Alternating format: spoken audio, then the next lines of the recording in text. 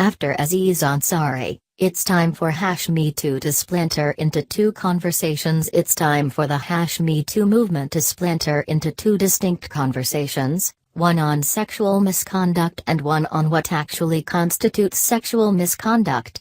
Both conversations are legitimate and helpful, but keeping them separate is important to combating the broader problem. The impulse to place allegations like those made against actor Aziz Ansari, described as sexual assault by his accuser, into the first category rather than the second illustrates this. Ansari stands accused by one woman of ignoring clear nonverbal cues during a September date, pressuring her, once she was undressed in his apartment, to engage in sexual conduct with him, then breaking it off when she said no. Many have argued that the behavior described was not assault, nor even it newsworthy.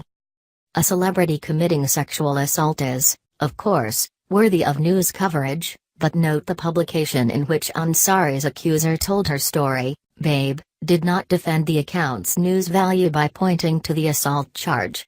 It's newsworthy because of who he is and what he has said in his stand-up, what he has written in his book, what he has proclaimed on late-night TV. Her account is pointing out a striking tension between those things and the way she says he treated her in private, the editor-in-chief of Babe's parent company contended in an interview with CNN. Presumably, if you believed the story described a legitimate sexual assault, or a credible allegation of one, that would be central to your argument in favor of its news value. But since the genie is out of the bottle, we might as well debate whether Ansari's behavior constituted any form of misconduct. David French wrote an excellent story analyzing the comedian's impulse to aggressively and automatically pursue sex on a first date as a consequence of the sexual revolution. At the New York Times, Bari Weiss wondered why his accuser only seemed to assign agency to Ansari, casting herself as powerless prey rather than a person with the ability to resist pressure from a man who wielded no professional power over her. That Ansari's behavior, as French and Weiss both seem to agree, is not a dramatically uncommon experience for millennials is well worth considering.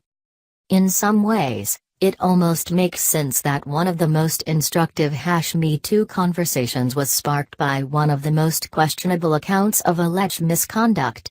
That discussion, along with the discussion about when alleged or admitted behavior rises to the level of a fireable offense, has flared at times, like when it came to former Senator Al Franken, Democrat Minnesota, and New York Times reporter Glenn Thrush. The #MeToo movement first exposed the persistent pervasion of workplace sexual misconduct. Secondarily, and inevitably, that conversation was muddied with legitimate questions about what actually constitutes misconduct in any given context. The Ansari story makes it clear that if we are to honor the experiences of victims who have shared credible accounts pertinent to the original conversation, we must clearly do so outside the confines of that conversation. But how is that possible? Perhaps it's accomplished by talking about the Ansaris and the Frankens and the Thrushes in a new context, one in which we ask questions and respectfully exchange perspectives, rather than moving immediately to banish people from public life. Based on evidence and admissions of guilt, we know certain men, think Louis C.K., have subjected far too many women to unacceptable mistreatment. Muddying that conversation, first sparked by the highly credible, clear-cut allegations against movie mogul Harvey Weinstein, by lumping in accounts that provoke a discussion about the nature of sexual misconduct itself is no longer productive.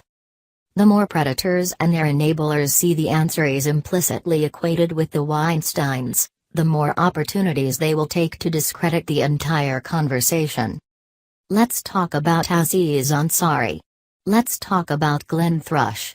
Let's talk about sexual politics and try to discern where the lines are. But let's not do it in a way that blurs those lines we all agree were definitively crossed.